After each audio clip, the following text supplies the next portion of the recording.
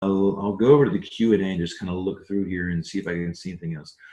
Somebody anonymously asked, can you mix a back sweeten with a bone dry to carbonate with good taste? What do you mean back sweeten with a bone dry to carbonate with good taste? Back sweetened with a bone dry. I will say this about blending things. Blending down with water, if you're going to do that because your ABV is too high, you're going to, two things to think about. You need to boil that water for at least 15 to 20 minutes to drive off all the oxygen. You're going to have to boil it for 15 to 20 minutes, let it cool down, and then you could probably add it as long as you add some potassium iodide sulfite. It is also going to dilute your alcohol. Which is, there is a equation that you can use for all sorts of things from for determining new alcohol or determining new sugar, and that's concentration times concentration and volume. So if you have the concentration and the volume of one thing plus the concentration of one and the volume of their multiplied, so C1 times V1 plus C2 times V2 equals C3 times V3. Concentration of the volume. You can substitute specific gravity in concentration. You can substitute ABV in concentration, and it all tends to work out the same. You just multiply those two, add them together, and divide by the volume, the combined volume of those two things together, and it'll tell you what your C3 is, which is your concentration. And that will tell you your dilution ratios. You know, for water, it would be 0 ABV and whatever volume it is. If you've got a bone dry with a back sweetened one, if the back sweetened one's 1012 and the bone dry is 0.994, and you've got 5 gallons and 1 gallon, then your combined volume would be 6 gallons. So you take 1.0, whatever I said, 12 times 5 gallons and 0.994, whatever I said, times 1. Multiply each one of those together, add them together, divide by 6, and that'll tell you kind of what your new specific gravity is going to end up being. Same thing works with dilutions. So I'm not sure what you mean in this question about back sweetening with a bone dry to carbonate with good taste. If you've carbonated one of them, most of the time you're carbonating and you've got it under pressure, so when you blend, you're going to lose some carbonation. So I'm not quite sure what you mean by that. Robert asked, what are session meads? Mine end up anywhere between 9.94 and 16.7. Session meads depends on who you're asking. Commercial, let's talk about the homebrew level. Well, talk about commercial. Commercial, there's a distinction at 7% alcohol. We call ours draft meads. I think, you know, Redstone calls theirs nectars. People call different things. I can't remember what Moonlight calls theirs, but everybody has this general idea. In competitions, session meads are typically, I think, downward and the 8, 9, and between 8, 9, and 12. That kind of range. To me, I'm thinking of session beer, which is like 3.5% alcohol, and man, 9% is comparatively to big, strong alcohol meads.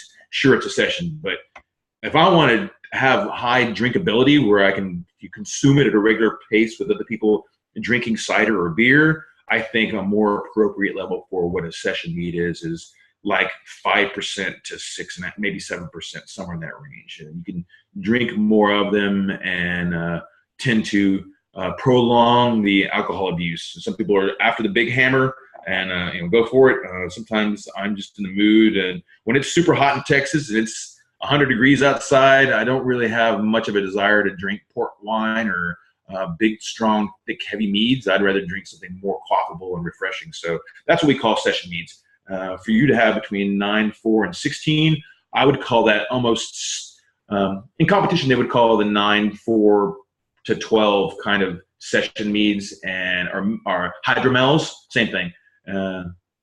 The Europeans would get mad at me for saying hydromels. That's actually the literal word for mead over there, is mel being honey and hydro being water. So it's honey water, and we call it in America hydromels. So I just call them draft meads or session meads. 16.7 would be a sack mead. Anything above 14% alcohol, I would kind of call sack. So hopefully that answers your question, Robert. Michelle asks, my meads have a rather high ABV, even my sweet and sack, yet most of the meads I see commercially are lower ABV. From what I could find, there is no legal definition of mead in the alcohol industry. Is there a limit to ABV commercially for mead, or are you forced to adhere to wine or beer standards? When I first started making meads, I was adding all my sugar. This is before I understood the Dell unit thing and step feeding. I was adding all my sugar up front, so I had specific gravity starting anywhere between above 1100, anywhere up to like 1153. And once the ABV starts getting high and you still have a lot of residual sugar, they'll stop, or you can keep adding that stuff. So sometimes if you degas and you add a bunch of nutrients to it and you keep the yeast super, super happy, they will keep cranking away at it. You have a really strong, healthy yeast cake going on to it. Is there a commercial definition, a legal definition of mead in the alcohol industry? In the alcohol industry, we are driven by state ABC boards and the federal, the Trade and Tax Bureau, the TTB, which used to be the ATF. And they say we're other than standard wine. And it's, to me, mead is anything where the alcohol predominantly, more than 50% of it comes from honey. That's pretty much it. So, you know, we make the canned meads, and some people are concerned, or I get a lot of maybe flack from the Renaissance Fair crowd saying, oh, your stuff's not real. I came here for real mead. Your stuff isn't real mead. I was like, it's all made with honey. I don't know how else you want to make a differentiation about what it is. The alcohol is made from honey, or maybe fruit, but at least half of it's honey. So that's really the formal definition in my mind, but I don't think there's a legal definition. It's mead is a very small category of specialty wine, and the federal guidelines and the state guidelines generally, at least the state of Texas, doesn't really make a distinction about it. We still fall into the wine category. And below 7%, you actually are guided by the FDA and less so by the TTB, but that's a totally different thing. Is there a limit to ABV commercially for mead? There's taxing that you get. So below 7%, you're regulated by the FDA. Above 7% and below 14% is a tax class. Between 14% and I think 21% is a difference class, tax class. That's why you see Viking's blood out there and it's more expensive than others. It's because it's 19% alcohol. Anything above 14% is its own tax class, so you're paying more federal and state taxes for that. So that's partially, not only does it have more honey in it, which is more expensive raw ingredients, but you're also paying more taxes. I think there's a limit, and it may be a Texas thing of 24%. I could be wrong about that, about exactly what it is, but there's a limit on how much you can do it. And technically, we're not even supposed to fortify any of our meads. So while you can fortify wine with pure grape spirits, we cannot distill our own mead and add that back to our own mead to make a port-like thing using pure honey spirits. I don't even know if that's not even, I don't know if honey jack would be essentially the same thing, but we're not allowed to do it. So we don't. And that's kind of the only thing I know. So are you forced to adhere to wine or beer standards? Not really. I do that mostly. I conform to that mostly because that's what the general public is used to. I could go out on some wild edge and make a 3.5% mead, even though no one's ever heard of it, but I don't know if people would buy it. And you can make it 20. It'd be difficult to make a 25% mead. Most of the time, 17 or 18 might be the upper limit. I'm not sure if Viking's blood is fortified. It might be, but I'm just totally taking a wild guess at that. So I don't know how their standards are. It's made in Denmark and then imported in. So I don't know if they're under the same rules we are. So hopefully that answered your question, Michelle. Robert asked another question. Also, I use Sparklewood, however, is not working well with my mead that I had back sweetened with maple syrup. I've never used it with maple syrup. So Sparklewood, if I'm not mistaken, is a positive. That's why I got a 50-50 chance of getting it right. There's negative charge particles and positive charge particles. Sparklewood works well on honey and yeast, but bentonite is the opposite. It is, I think, a positive charge find.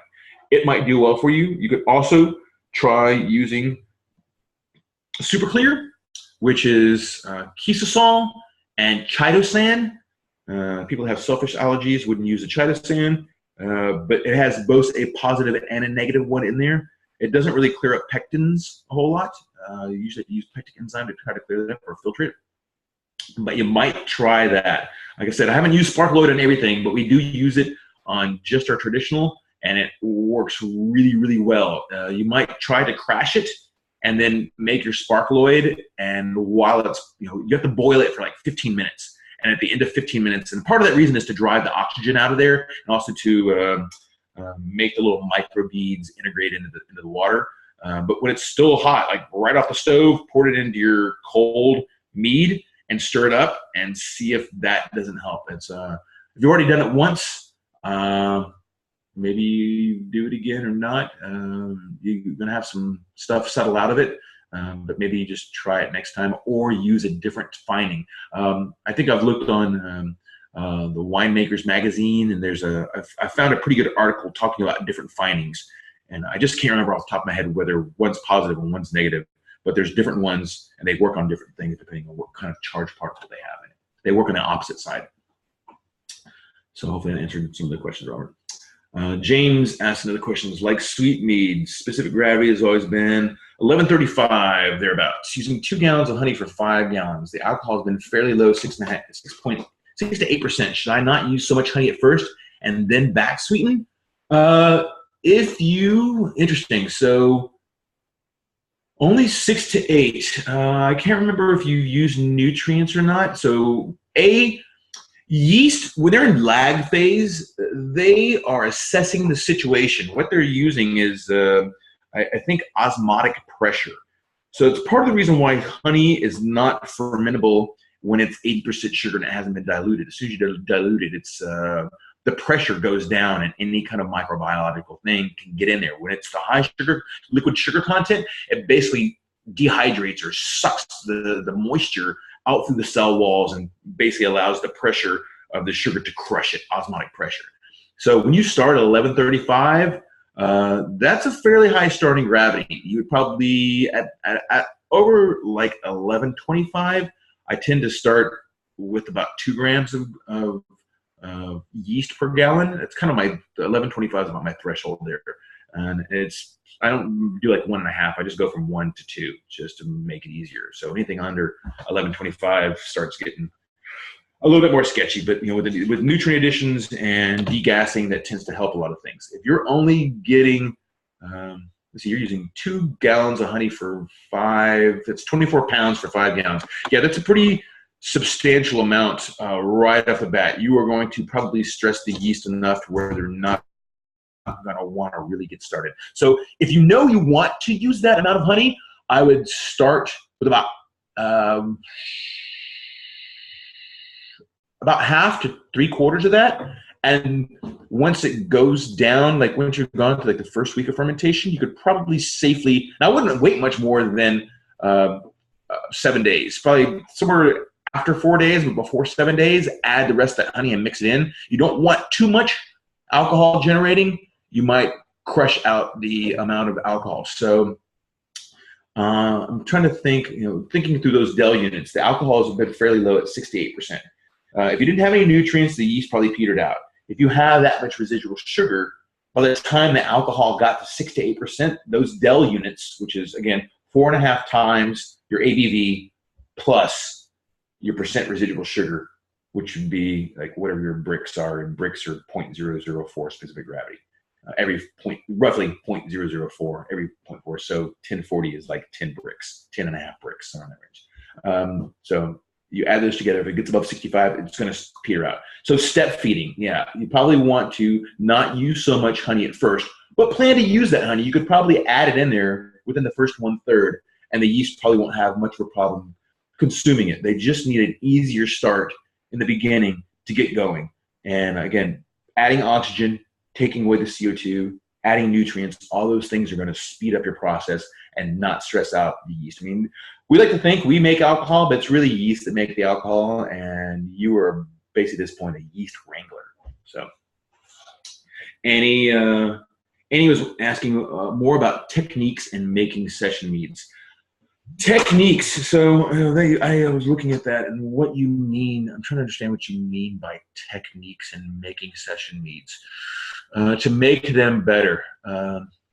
I use the same techniques whether I'm making still meads or whether I'm making session meads. I just start with a whole lot less honey in there. I start with a specific gravity. I'm probably on the order of 1 part honey to 8 or 9 parts water rather than the standard 3 parts water to 1 part honey.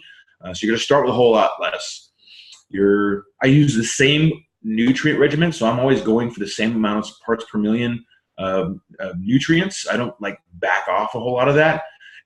People talk about using too much nutrients and you get kind of a metallic flavor.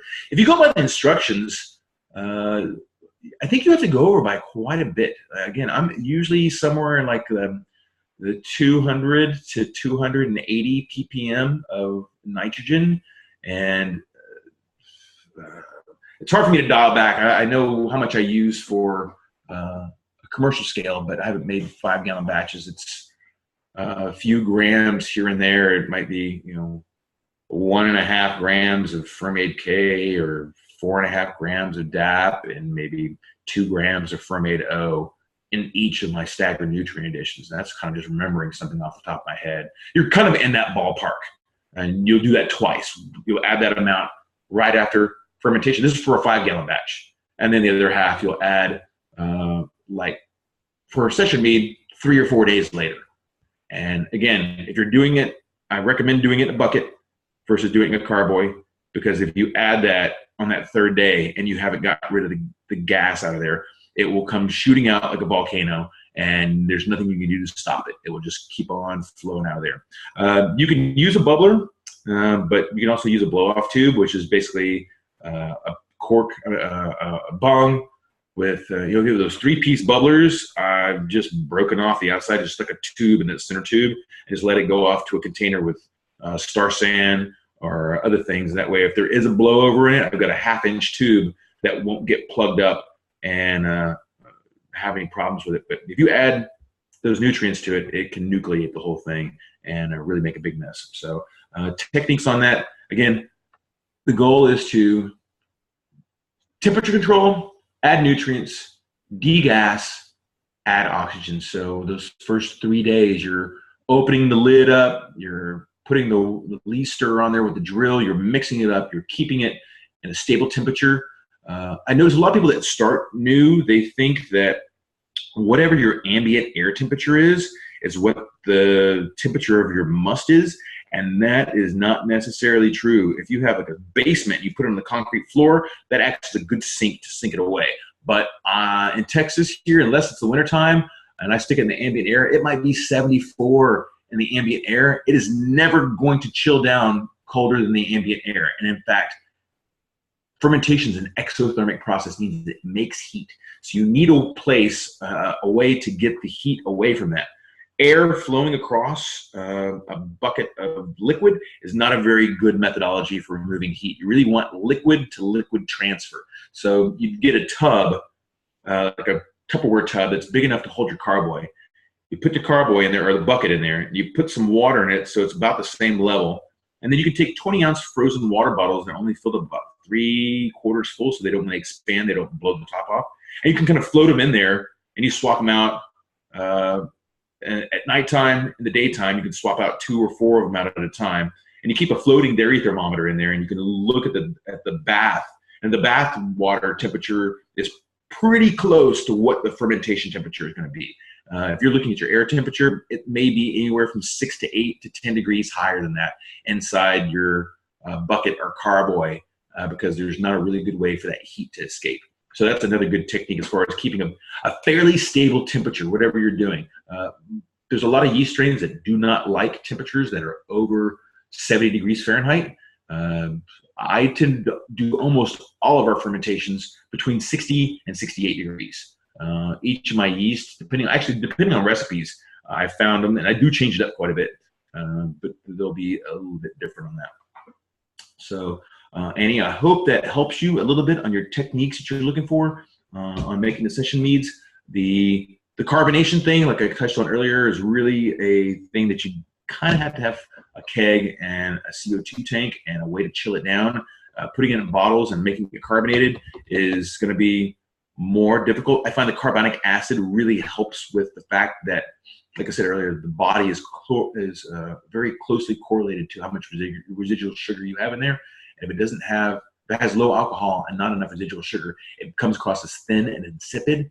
And with the carbonation, it kind of brightens it up quite a bit by putting the bubbly parts on the tip of your tongue, as far as, and also in the finish. And that tends to make it more balanced, more acidic, and more lively. It tends to make the aromatics jump out, and you have a better intensity on the aromatics when you pour it out too. So let's see. Robert's thanking me for, thank you, Robert, for asking questions. So hopefully doing more webinars. Oh, your question, Robert, I guess it was you, mixing two different meads that are finished. Yeah, you can mix them. I don't see any reason why you wouldn't.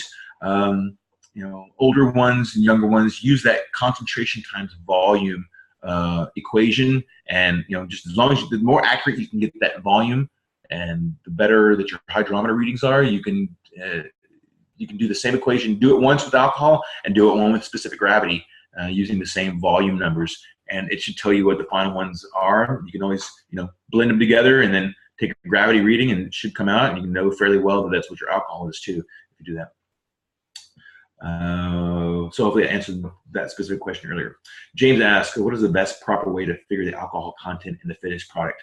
The best way, best proper way that most homebrewers have access to is recording your initial specific gravity. Without that, it is quite difficult. You can get a $1,000 piece of equipment called an ebullientometer that you can use to determine alcohol, and it's complicated. It's not super complicated, but it's an expensive piece of equipment. And we just recently got one at the meadery for verifying some of our stuff before we have to send it off for testing. But if you know the specific gravity of what you started with, and you know what your final specific gravity is, you subtract the two, and you multiply by, I believe the number is 131. And that should tell you, you have to move the decimal places over properly. I forget, it's 1.31, 131, and you'll figure out what it is. But that's generally a good ballpark for determining how much alcohol. But you have to remember to take that measurement before you add the yeast. That number is quite useful. And actually without it, it's quite difficult to determine how much alcohol you have. You have to do distillation and all kinds of other fancy stuff, and that ebullientometer makes use of. So let's see. James, Robert, what yeast are they using for Viking's Blood? I have no idea. I think, Robert, they are probably fortifying it, but I don't know. I've had accidents where I've got above 17. Every time I try to do a big one, for whatever reason, usually it's because I'm trying a new technique to try to go to it, and a lot of times they peter out. But I've gotten better on a smaller scale with doing, I've been trying to do Polish style Dwashniaks and Poltraks without fortifying them, and to get that strong honey character. You know, the Wozniak is, I'm probably butchering the pronunciation, is a 1-to-1 honey to water that you have to step feed, because there's no way it's going to start off with adding all that honey up there up front. And the Poltrak is 1 part honey to a half a part water, which I'm almost positive is fortified in order to get the alcohol to be balanced enough to make that happen. Viking's Blood, I do not know. The guy came by our shop one time, and I didn't bother to ask him. I do know they age that stuff for about 6 months in general before he does anything with that. But that's about all I really know about Viking's Blood, other than it's a pretty good product. I think it's very popular. Michael asks, best way to determine the amount of sugar added by fruit if adding in primary. So there's the mead calculator. The best way to really get a good number on that, you can use a refractometer. Refractometer is the little thing that's got the little prismatic lens on there. You would probably take some of your fruit, squeeze out through, you squeeze it, put it through a coffee filter, and you really only need like 3 or 4 drops on the refractometer to get an indication of what the Brix is. And like I said, BRIX is a measure of 1 gram of sugar per 100 milliliters of solution. It's not an exact 1-to-1, but I'll call gravity points, like 1.000 is no gravity points. 1.004 is 4 gravity points. Every 4 gravity points is pretty close to 1 degree Brix as you go up. Like I said before, 1040 is about 10.5 Brix. So it's not quite exactly, but it's enough to ballparking it. So a refractometer almost always reads in Brix. It's not useful once you have alcohol to play. It's very useful up front. So as James was asking how much, was it James? I think he was asking, how do you know what your alcohol is? Reading with a hydrometer initially on. You can also use a refractometer, but refractometers are not very useful once fermentation has progressed and alcohol has been generated. But that's the best way to determine the sugar by that. If you use the Got Mead calculator they have over there, they've got a pull down that tells you percent sugar in the fruit. That's pretty much your Brix level that you can gauge on. But I tend not to use fresh fruit from the grocery store because it's been harvested a little bit before peak ripeness, and it's been sitting on a trailer in cold storage so that it ripens in the store shelves and they don't have to sell squishy fruit that's really drawing the fruit flies. And when you get individually quick frozen fruit, that stuff is usually harvested at peak freshness or peak sweetness and flash frozen right then and there. So as soon as you start thawing it, it probably has the maximum amount of sweetness you're going to get from it. You can use those, let it thaw out a little bit, squeeze some on a refractometer, read that, and use that Got Mead calculator. And I think that they give you the ability to manipulate that. So sometimes when I'm making recipes, if I have concentrate and it comes in at 65 or 68 Brix, I could just put that in there as 65% sugar or 68% sugar, and how much volume equals, I can use it for recipe formulation loosely, but I do know it has it on there, and they have a big table of it in there. So hopefully I answered that question. Robert, 17.66. I started 4 pounds in 1 gallon, added 1 more pound 4 days later. You added 4 pounds per gallon. Let's see. Yeah, 4 pounds. That's about where you are with that the 2 gallons of honey for 5 gallons. It's a little on the high side. You got 17.5. Yeah, if you step fed it and you add it, so you got a total of 5 in there, and you got 17.66. Yeah, you added 4 days later. Yeah, if you had added it way later in the situation, you probably would not have gotten that extra alcohol. The extra sugar, while the alcohol is high, would probably have stalled it. Again, Dell units, you can probably look it up. I think I only found one white paper, and it has to do with port wine. But it talks about how they determined it, and it's kind of scientific. But that's the general takeaway: is that if you get above 65, the yeast give up and can't handle the alcohol and the osmotic pressure combined, and will typically peter out. So looks like we are 7:37, so we're out of time. Great. I wanted to throw out, say a thank you to everybody that participated here, and that I have a poll, I believe. I'm not sure if I have to execute this or not. There's a poll up here. So you launch the polling about whether or not you guys would like to do this again with more questions. Other places I can go invite more people, and we can get this thing going on. And kind of got this a little bit, the loose ends kind of wrapped up so we can make this happen a little bit easier. And I know the video is being recorded, and we'll make this available on the Meridian Hive website. And I think, I'm not sure where we can find out where this stuff is going to be posted, or how to get a hold of somebody. I think we could probably either do, let me ask a question to somebody.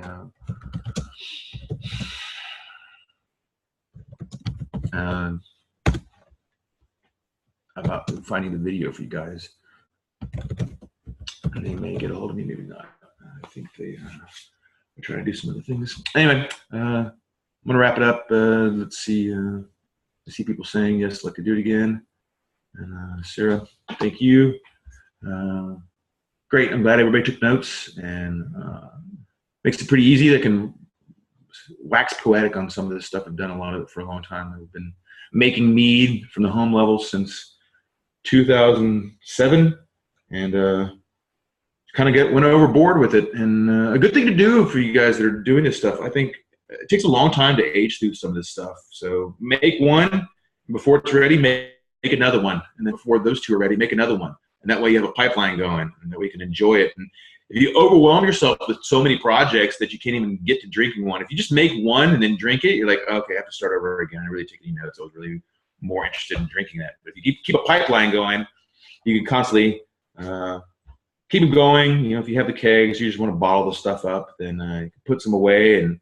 But I found overwhelming myself with so much mead and beer was a great way to let things age out and see through the experiments of what happens if you age it. I found out pretty quickly that when I didn't have, like, I still have some stuff that's 10 years old, and you can definitely see the oxidation problems that I have. I'm very cardboardy. I have some that don't.